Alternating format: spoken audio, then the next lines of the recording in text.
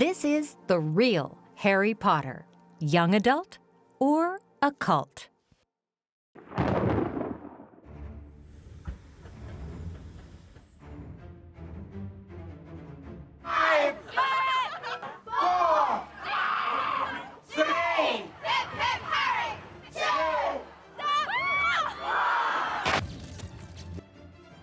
Harry Potter. Every child in our world knows his name.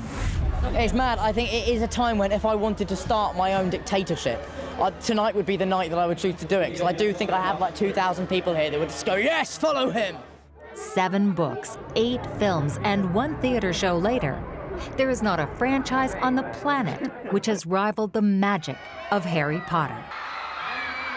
Being met with thousands of screaming fans would be quite a test for anyone, let alone a teenager. J.K. Rowling's fantastical wizarding world continues to reach all corners of the globe and create life-changing memories for fans.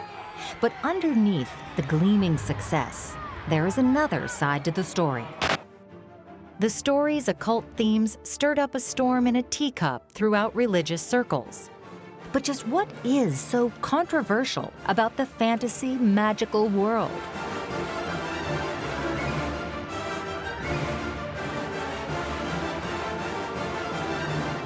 God is angry with our witchcraft film.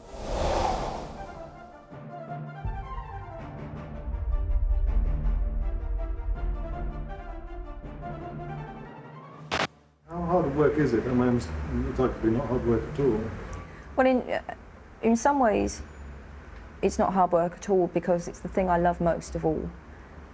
And it's a dream to wake up in the morning and think, what am I doing today? I'm writing and I'm getting paid for it. You know, this is the dream of my life. But I make it hard work for myself. I rewrite endlessly. Sometimes, you know, I don't know about everyone, but I spend an entire day staring at a piece of paper and you come away with 3 lines of writing. Other days, you know, I can write 2,000 words, 3,000 words and be happy with most of it. Probably the most difficult part of it is you never can tell when inspiration's going to strike, so.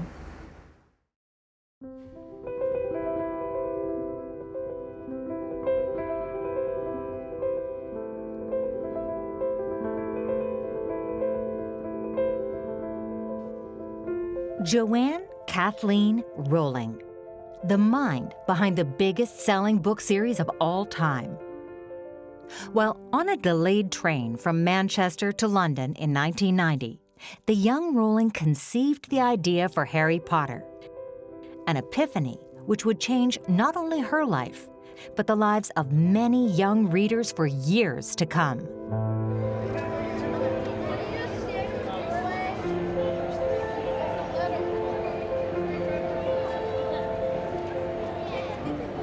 The 7-year period that followed saw the death of her mother, the birth of her first child, divorce from her husband, and relative poverty. But Rowling refused to give up. She tucked herself away in the warmth of an Edinburgh cafe, drank endless cups of coffee, and scribbled down her dream.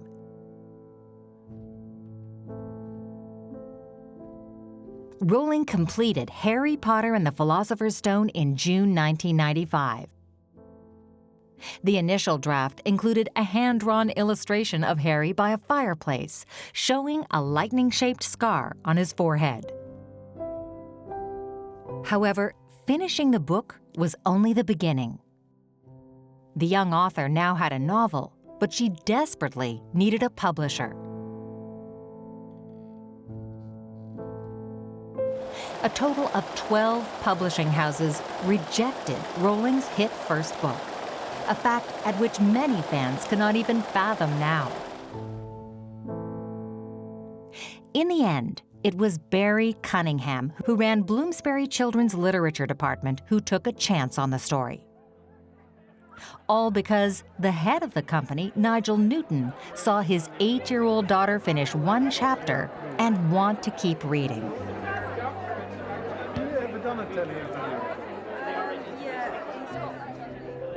Came to me on a train in 1990. I was sitting just staring out of the window and the idea just fell out of nowhere. It was the purest stroke of inspiration I've ever had in my life. And I've been writing about him ever since. Literally, I have boxes, loads of stuff on him.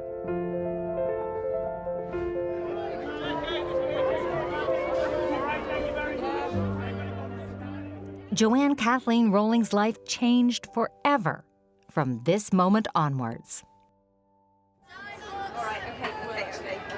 Welcome aboard to Hogwarts Express. Oh, there he is. Do you want to come down this way and clean out the window? Yeah. Okay, I'll follow me. Oops, are you all right?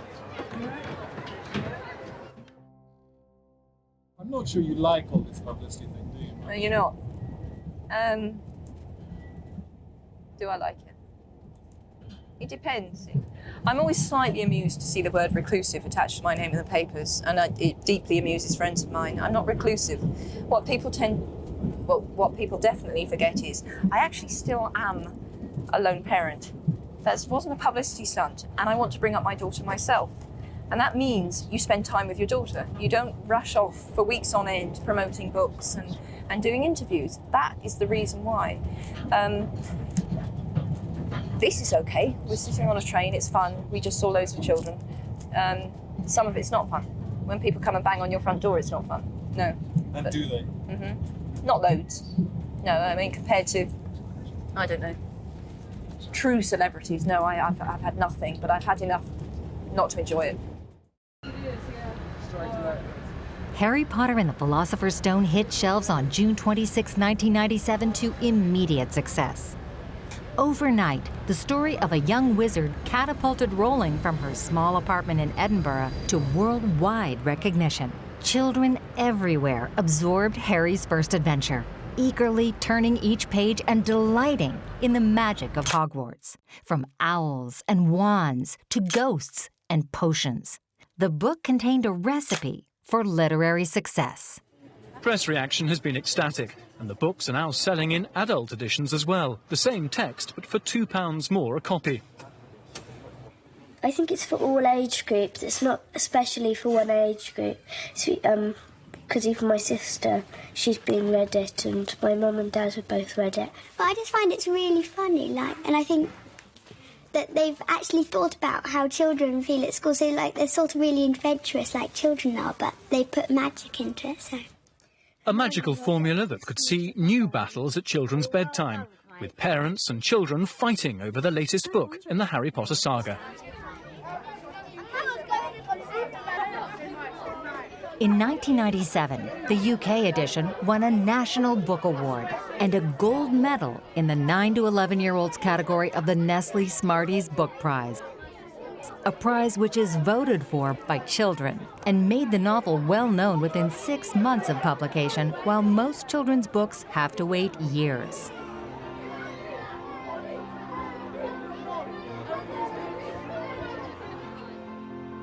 The book exploded in the States a year later, but with some changes for American readers. The Scholastic Corporation persuaded Rowling to change the title to Sorcerer's Stone.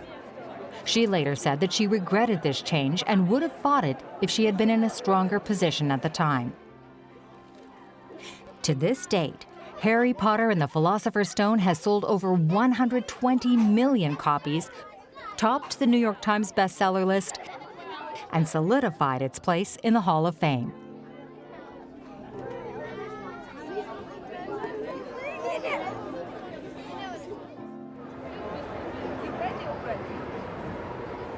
To the delight of children and young adults across the world, J.K. Rowling's success with Harry Potter was not just a one-off. The author made plans to extend her wizarding world into a whole series of books, and she wasted no time in getting started. 5, 4, 3, 2, 1! Not scenes you'd normally expect at a book launch, but then this isn't any ordinary book. This is the third and much hyped adventure of Harry Potter, the children's publishing phenomenon of the decade. The next 3 books were released in quick succession. Harry Potter and the Chamber of Secrets in 1998. Harry Potter and the Prisoner of Azkaban in 1999. And Harry Potter and the Goblet of Fire in 2000.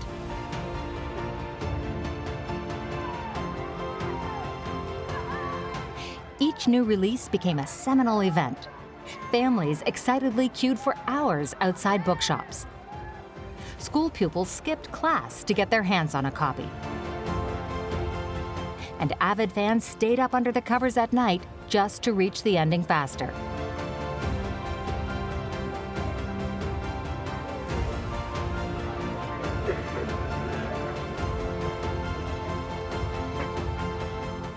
The Harry Potter craze changed the market exponentially and made the careers of many other authors possible.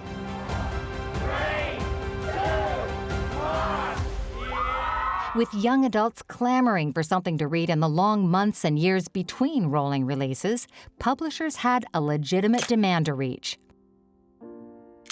The fantasy saga era soon exploded. How do you rate, I mean, it's probably an impossible question, but because you're not far distant enough, but in terms of, like I remember talking to David Kent, and he liked the third book best. Mm-hmm. Given you just finished it, how do you rate it with its predecessor? I think in some respects it is the best, honestly. And it was the hardest to write by far.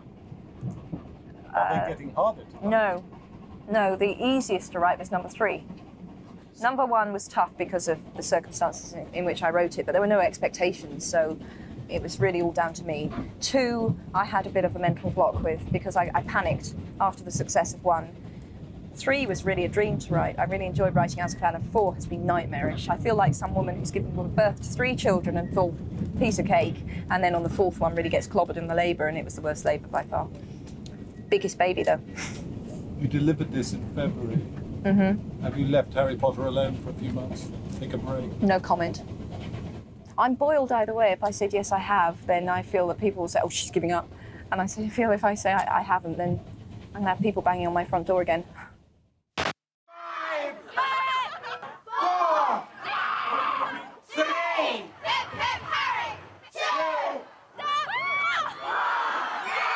As the clock struck midnight, Harry Potter mania was unleashed across the nation. Fans burst into bookstores, desperate to be first to experience the latest Potter magic. And after hours of waiting, some could barely contain their excitement. Oh, I feel amazing! I just can't believe it! How long have you been waiting? In the queue I've been waiting 8 hours, and for the rest of the time I've been waiting for a year. As readers grew older, alongside Harry, Hermione, and Ron, J.K. Rowling wove darker themes and complex narratives into the storyline. The stakes grew higher, the challenges more daunting, and the dangers more palpable. Even the length of the books grew in size. The release of Harry Potter and the Order of the Phoenix in 2003 and Harry Potter and the Half-Blood Prince in 2005 both proved that the books were no longer innocent fantasy stories. Readers would encounter murder, prejudice, and even questions about morality. My highest ambition would be that long after everyone's forgotten that I was a single mother and that I was poor and that I wrote in cafes, people are still reading about Harry Potter. That's my highest ambition. I'm unashamed in wanting as many people as possible to read the books. I always wanted Harry to be wildly famous because that to me was a mark that loads of people had enjoyed the book. Almost from the start, I'd envisaged it as a 7-book series, which would see him through wizard school and then he'd be a fully qualified wizard at the end of it. That's the sort of big story, how you qualify as a wizard, you see. And there is another bigger plot that's going on that I can't really talk about because it will ruin it for people who will read all the books. But so yeah, all of them were plotted in quite a lot of detail already, which obviously made it easier in a way. It wasn't as though I had to go back and sit down and think, right, what's the next book about? I already knew. J.K. Rowling bided her time with releasing the final installment, even though she had known the series ending for the whole time. On the 11th of January 2007, she completed the story of Harry Potter while staying at the Balmoral Hotel in Edinburgh. A testament to just how far she had come from writing in a cramped corner of a cafe. Harry Potter and the Deathly Hallows shattered sales records upon release on July 11, 2007. The book surpassed all marks set by the previous titles of the series and still holds the Guinness World Record for most novels sold within 24 hours of release. 8.3 million in the US and 2.65 million in the UK. The Deathly Hallows not only crowned the saga, but solidified Harry's place in literary history. In 1999, Warner Brothers purchased film rights to the first 2 Harry Potter novels for a reported $1 million. Rowling accepted the offer with the provision that the studio only produce Harry Potter films based on the books she authored, while retaining the right to final script approval and some control over merchandising. J.K. Rowling had initial worries that the films would become Americanized and lose the book's charm. With the power in her hands, she created one steadfast rule: no non-British actors. Doing really well with the movie. It'd be quite kind of nice to find Harry, though. We all want a British Harry. And are we in danger of not having a British Harry? I don't know, honestly. I have no idea. I mean, I'm on the periphery of casting. I have no say whatsoever in casting, although I'm delighted to say that so far it looks like it's going to be an all-British cast. Producer David Heyman loyally stuck by her requirement. The films ended up with one of the most high-caliber British casts in history, including acting royalty like Maggie Smith, Michael Gambon, Gary Oldman, Alan Rickman, and Julie Walters. You obviously enjoy doing the role you obviously enjoy. Oh, yeah. Oh, what, you couldn't not enjoy Mrs. Weasley. She's everybody's mum, isn't she? And sort of, and more, you know. So, no, it's great fun. The Weasleys are gorgeous, and that set was gorgeous and everything. Loved it. Hi. Hello. What do you think of the film, then? It's great. It's always weird the first time, but I loved it, yeah. Very, very nice. Was it better than you thought it would be? It's kind of how I imagined it. I mean, it's very dark. It's very scary. I jumped loads and loads of times. Do you think it's too scary for much younger children? No, I think children love. I was with my pal's daughter and she was whipping it up, loving being jumping and screaming, and so. Hello, I saw you before. I know, so you've finally seen it now. It's wonderful. I'm so proud of myself. That's putting myself first, but it's a lovely film. It's very powerful, you know, it's strong stuff.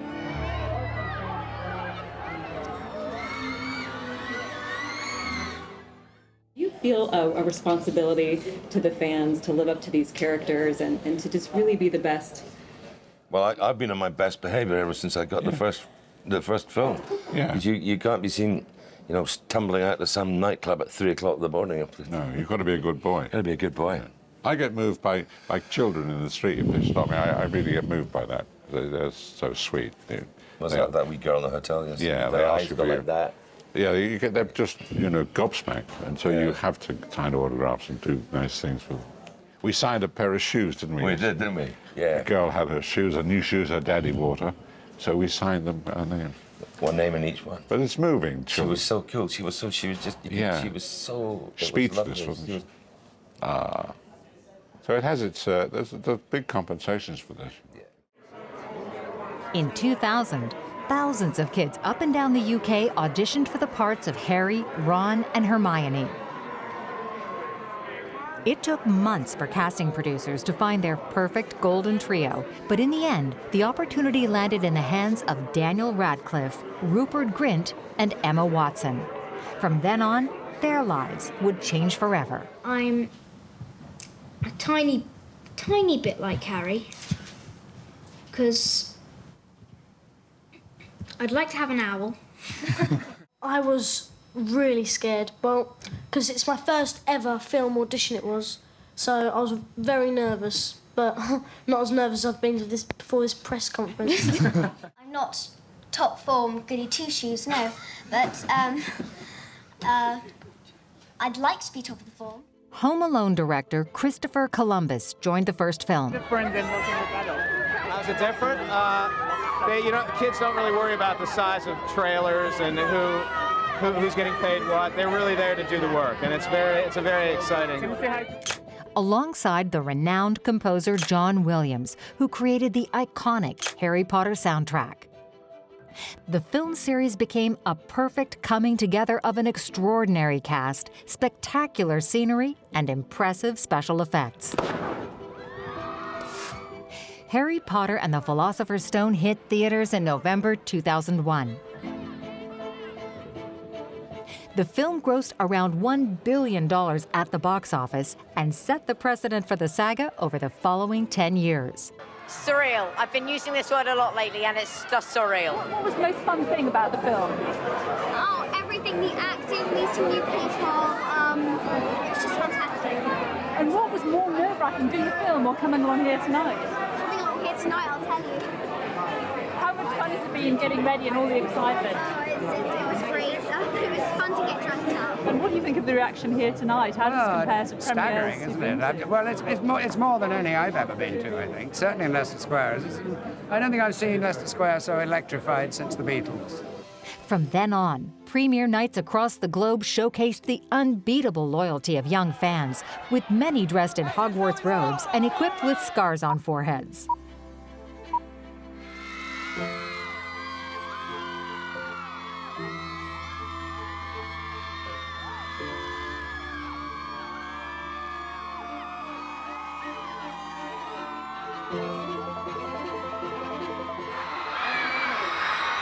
Being met with thousands of screaming fans would be quite a test for anyone, let alone a teenager.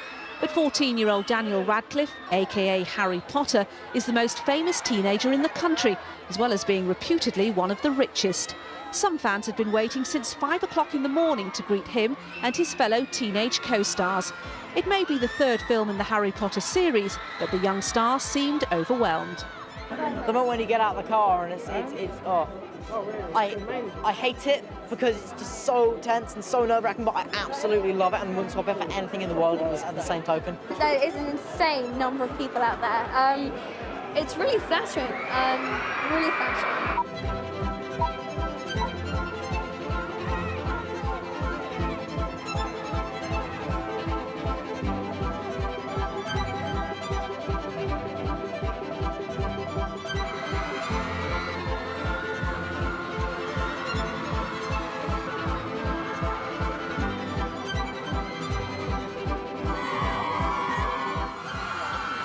Sorry, hello. Is it still weird to know that you're famous? Oh yeah, it's funny, because it's weird, because they see somebody here that I don't. It's very strange.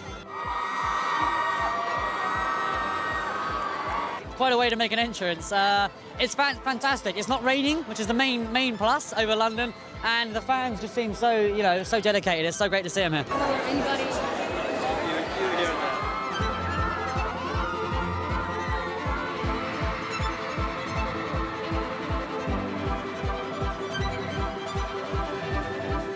The last premiere, I remember getting out the car and thinking this will never happen again, and it just happened again, so it makes me feel quite overcome, actually. It's still that strong. Very, very sad to finish these movies, but at the same time it will be exciting. There's more stuff to move on to, and I'm not purely depressed about finishing up. There will be things to be excited about too. We will. These are dark times, there is no denying. Tell me where he is. Our world has faced no greater threat than it does today. But you can't fight this war on your own, Mr. Potter.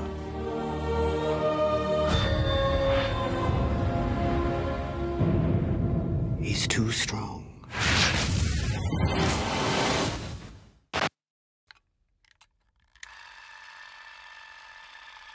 In 2011, the film series came to an end with Harry Potter and the Deathly Hallows Part 2. The climax grossed nearly $1.4 billion and smashed the record for the highest opening in American box office history, beating out The Dark Knight.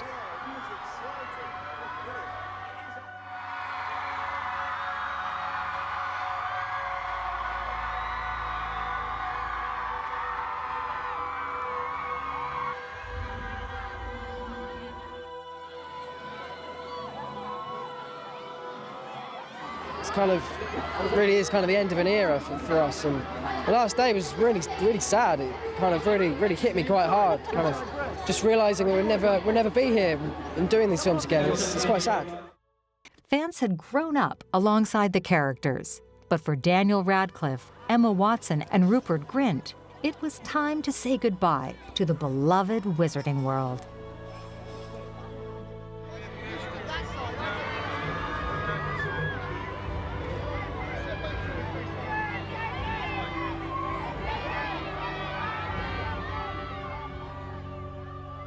Thank every fan here personally. What would you say to them? Some of these people have been camped out during rainstorms for the past few days. Well, I think I am going to get a chance to get up on stage and actually speak to them directly at some point this evening, but I would say thank you for queuing all those in their thousands for the books, for camping overnight, for just being incredible. All the families who wrote to me and said they'd read every word to their children. I even met a honeymoon couple who said they read the books to each other in bed.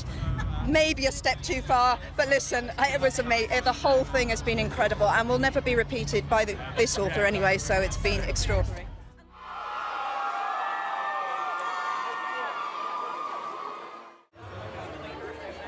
On the surface, the story of Harry Potter's success seems nothing short of magical. Usually with these franchises, you know, the fan base diminishes rather than expands, and we've had the latter, so it's amazing. But underneath the glamour, Rowling's riches, and the record-breaking statistics lies a dark tale.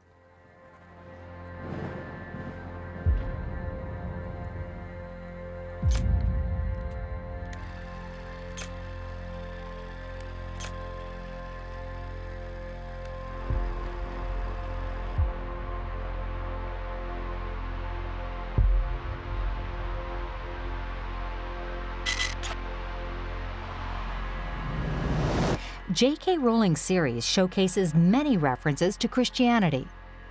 Harry can be deemed as a Christ-like figure.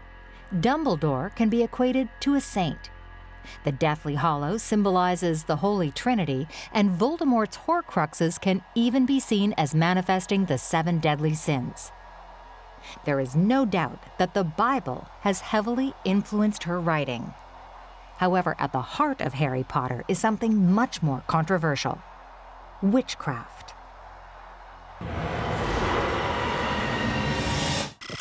Religious sects in America didn't receive the book well.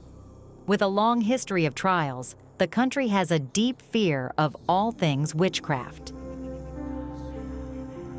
The history of witchcraft spans over 500 years. In the 16th and 17th centuries, suspicion was at its height. In England and other nations across Europe, there were trials and executions of suspected witches. Hundreds died in violent circumstances as a result.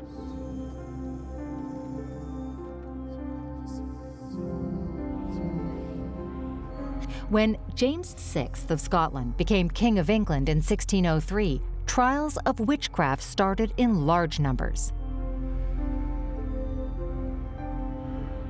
He quickly made changes to the English Witchcraft Act that stirred up fear across the nation. Accusations increased, creating a cycle of paranoia and hysteria amongst the public.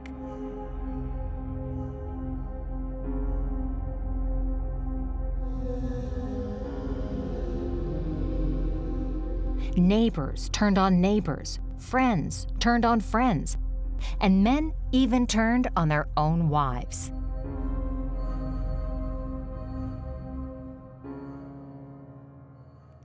The fear sweeping the nation also created the demand for a new profession to bring suspected witches to justice: witch hunters.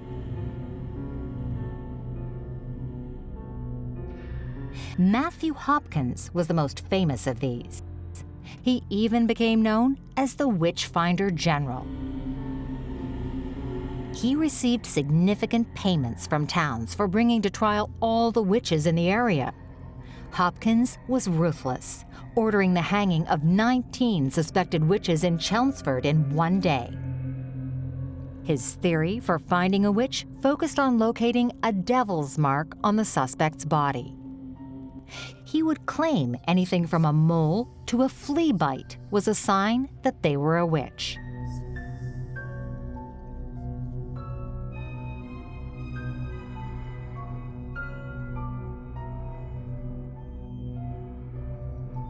Women accused of witchcraft suffered horrific torture, often being forced into sleep deprivation and a state of hallucination.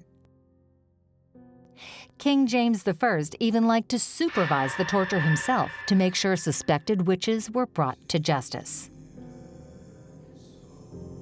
Thousands died at the hands of persecutors and suffered violent ends by hanging, drowning, or burning at the stake.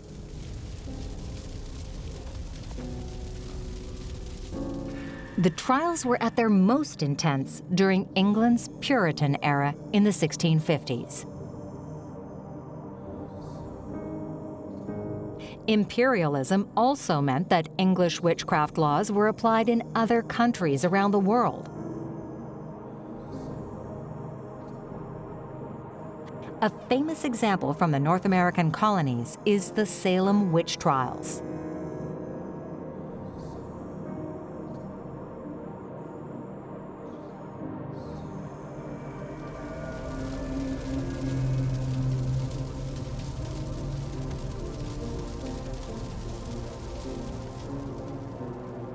Despite events in Salem taking place over 400 years ago, fear of the occult and the supernatural still spread throughout society today.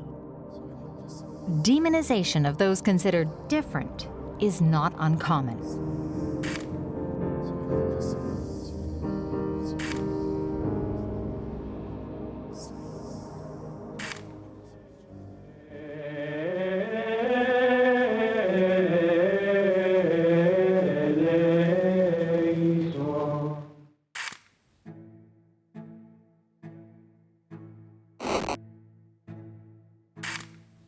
The United States' national identity and patriotism has often been bound with the principles of Christianity and God. My grateful thanks go out to each of you for your prayers. This will be the day when all of God's children be able to sing with new meaning, "My country, tears of thee." Knowing that here on earth, God's work must truly be our own. In the 1990s, Christian fundamentalism still held a strong place in American society. I'm looking at America being led as a Christian nation and the Christians rising up and gaining control of our nation. All right. All guys! All guys! Yeah!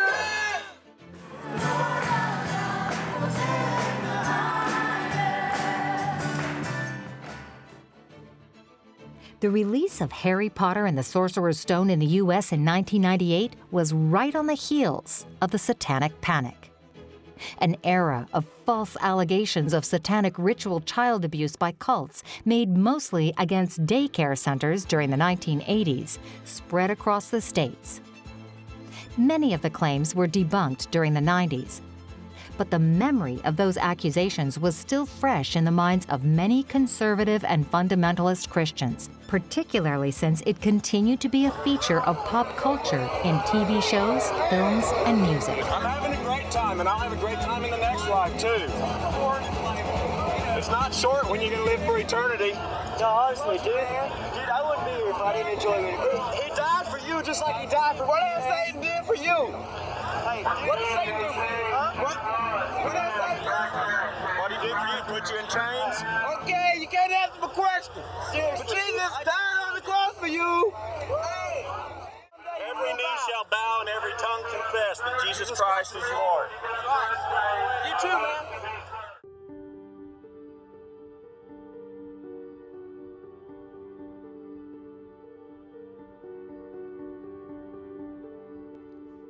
The arrival of Rowling's witchcraft novel to the children's literature market consequently saw huge backlash.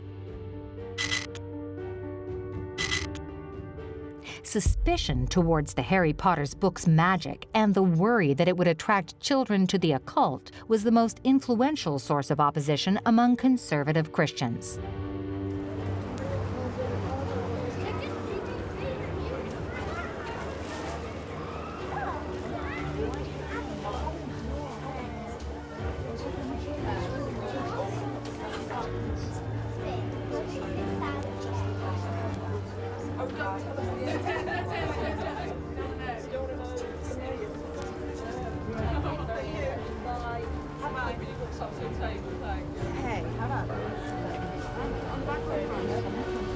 Certain critics slandered the books as downright demonic. Numerous parents banned their children from reading the story. And some pastors and evangelists even believed that the series would induct children into Satan-worshipping cults or witchcraft-practicing covens.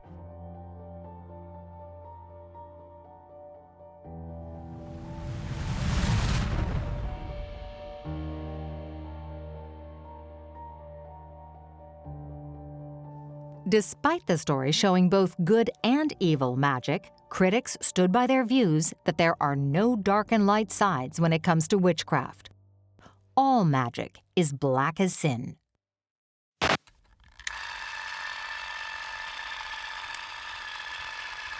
A spate of book banning occurred across the U.S. Harry Potter entered the official rankings of American Library Association in 1999. And then made a quick ascent to take the dubious prize of the most banned book of the year.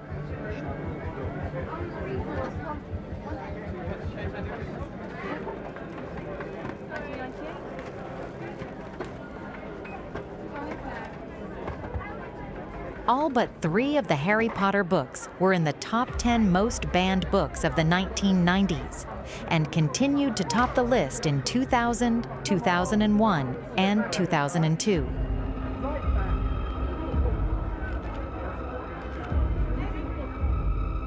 Harry Potter also faced numerous legal challenges during this time, with many conservative Christians arguing that Rowling's texts violated the Church's teachings. Uproar, however, was by no means a phenomenon solely confined to the U.S. St. Mary's Island Church of England School in Kent banned the books, with the head teachers stating, "The Bible is very clear and consistent in its teachings that wizards, devils, and demons exist and are very real, powerful, and dangerous."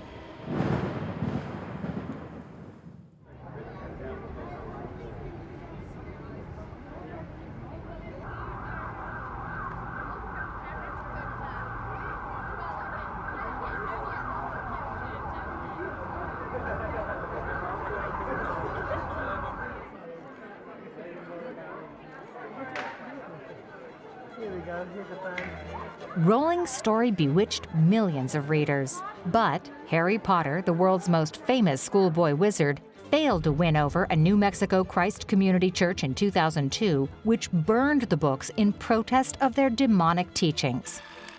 As they hummed Amazing Grace, other novels considered works of the devil were flung on the fire, while videos and CDs, including the Disney animated movie Snow White and recordings by Eminem, were consigned to a dustbin. But it was Harry Potter who proved the focal point. Claiming that J.K. Rowling's books taught children to turn to wizardry, the church's pastor insisted, "Harry Potter is the devil, and he is destroying people." Hundreds of residents clashed with the religious fundamentalists over their actions. Pro-Harry Potter demonstrators even likened the church members to Nazis, who famously burned subversive or Jewish-related books. 2 decades later, similar book burnings still crop up. In 2022, a controversial Tennessee pastor led a book burning to fight demonic influences, with a crowd incinerating copies of Harry Potter and Stephenie Meyer's vampire series, Twilight. Parents and pastors alike ostracized a whole section of young adults from engaging with the Harry Potter series. In 2007, Heidi Ewing and Rachel Grady's documentary Jesus Camp showcased just how far religious figures went in indoctrinating children and condemning Rowling's books as demonic. We're trying to help you. We're trying to warn you. And while I'm on the subject, let me say something about Harry Potter.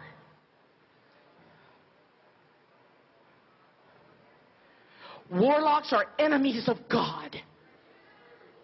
And I don't care what kind of hero they are, they're an enemy of God. And had it been in the Old Testament, Harry Potter would have been put to death.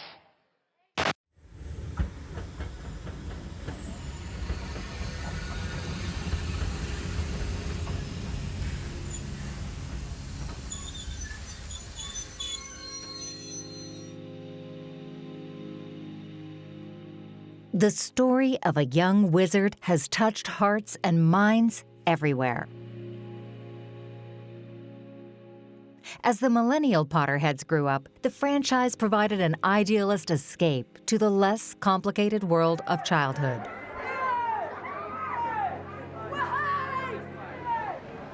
They'd been waiting years for book number 5. A few more hours queuing was nothing to these young fans. Yeah, we've got 7 other Potter hours, books and we've got fan fiction. We had to wait 3 years for this, and yeah, 7 hours is not that long. Make that much difference. This is not the usual way books are launched in this country. Red carpets, photographers, tickets to a party to count down the hours to midnight. My name's Robbie Wills and I'm going to the party to the new Harry Potter book. You must feel very lucky. The wizarding world became a safe place where magic was real and bravery, brains, and friendship always won.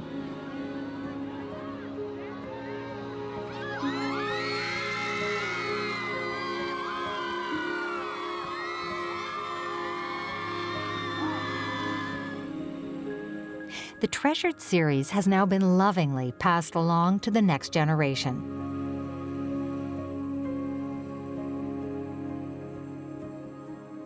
And there is no sign of Pottermania calming down anytime soon. Fans, both old and young, continue to turn up in droves and line the streets for new events, books, and spin-off films. What started as one woman's idea has turned into a worldwide business worth billions.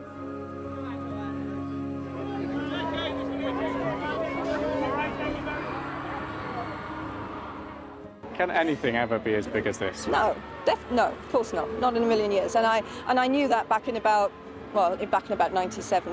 You know, when it started, it became quite big quite quickly. So I've always known this is the biggest thing I'll ever do, and that's fine.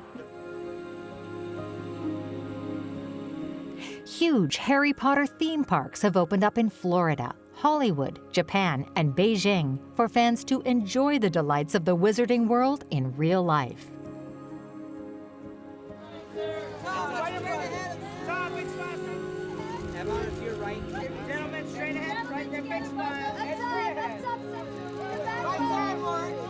J.K. Rowling created something that resonates with a great deal of people. You know, you can millions of fans throughout the world.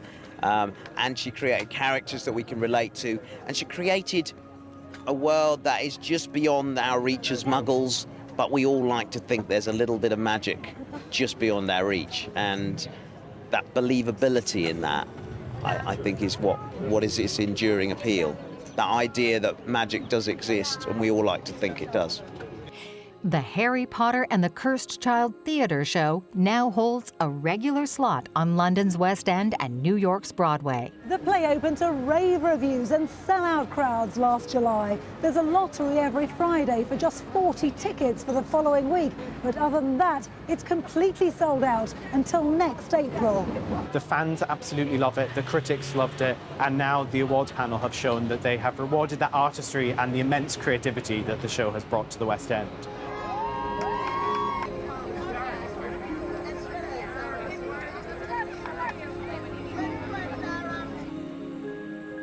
It's a really special night, and the actors are incredible, and the movement's beautiful and complicated, and the direction is great, and the magic is magical. And the release of the Fantastic Beasts franchise has lured fans back to the cinema for more of the magical universe. You actually wrote the screenplay. Yeah. What was it like having that level of involvement? Totally different, as you can imagine.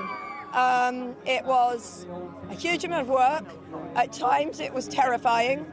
At times it was utterly exhilarating. And ultimately I'm really glad I did it. But there were times when I thought, what have I taken on? It's so different from novels, it's totally different. I think what I love about J.K. Rowling is, her films are filled with heart and warmth and whimsy, but at the same point, she is an artist and she's reflecting what's going on in the world, and certainly there are undertones of repression and segregation and the fear of the other, which kind of are woven through this film in a way that I think is intriguing and extraordinary, given she wrote it, a while back. How did you react when you found out you'd got the part?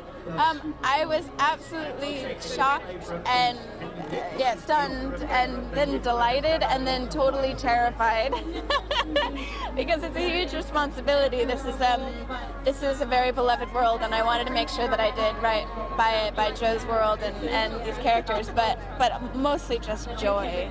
What are you hoping that fans get out of the movie? There are so many things that we love about the Harry Potter films that are still a part of this. The light versus dark, the extraordinary friendships that come from outsiders finding sort of their tribe. But then there's the wonderful character of New York in the 20s. The animals, the beasts are extraordinary. There's a lot of heart in this and a lot of amazing messages that are quite needed nowadays.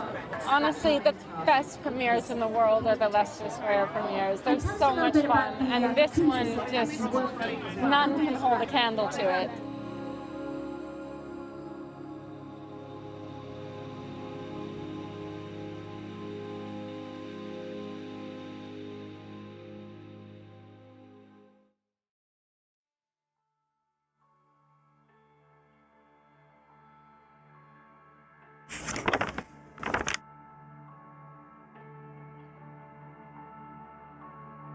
The Harry Potter series has been well and truly immortalized.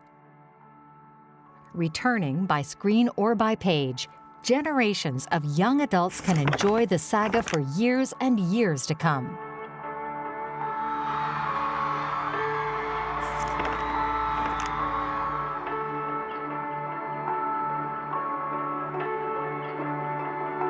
Whether the franchise encourages the occult or not, Rowling's works have made a huge impact on young people across the world.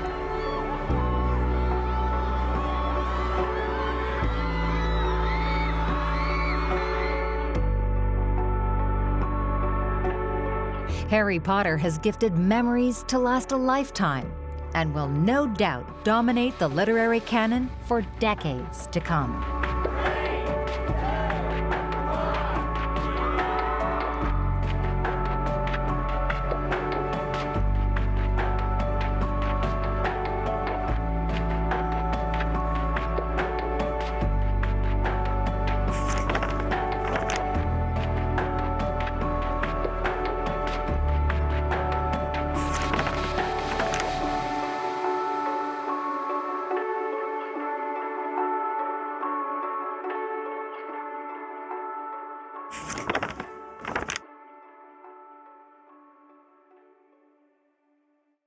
What was your highest expectation?